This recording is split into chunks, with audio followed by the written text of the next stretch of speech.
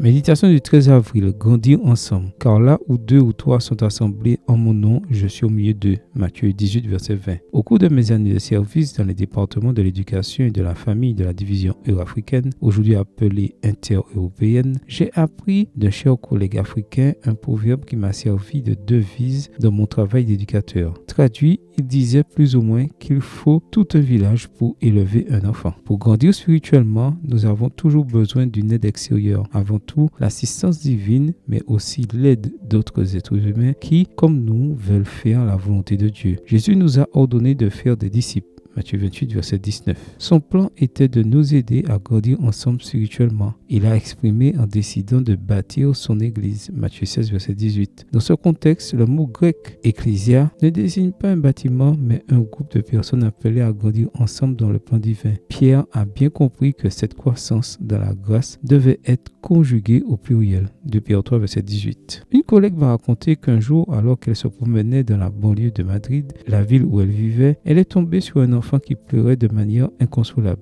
Lorsqu'elle lui a demandé ce qui n'allait pas, il lui a répondu qu'il s'était perdu et qu'il ne savait pas comment rentrer chez lui. Il avait emmené son petit chien en promenade et en le suivant dans ses explorations, il s'était perdu. Lorsqu'il s'en est rendu compte, il était déjà dans un quartier qu'il ne connaissait pas. Pour l'aider, ma collègue enseignante dans notre école adventiste a commencé à lui poser des questions habituelles. Mais le garçon était petit, sa famille venait d'emménager dans le quartier et le pauvre n'avait pas encore appris le nom de la rue où il vivait. Cherchant des indices pour les guider, jardin, monuments, bâtiments, etc., le garçon a finalement réussi à dire à l'enseignante: près de ma maison, il y a une église avec une école qui a une très grande croix. Si je vois la croix, je saurai comment rentrer chez moi. C'est ainsi qu'avec l'aide de cette enseignante et en cherchant la croix de cette église, qui par ailleurs était la croix de l'école où elle travaillait, le garçon a finalement retrouvé le chemin de la maison. Puissent toutes nos églises, toutes nos écoles, nous tous ensemble avoir la solidarité de faire équipe, de former l'Église et conduit par l'Esprit, être capable d'aider de nombreuses personnes perdues dans leur errance spirituelle en ce monde à trouver la croix et avec elle leur salut et le chemin vers leur maison éternelle. Amen. Bonne journée à vous et que le Seigneur vous bénisse.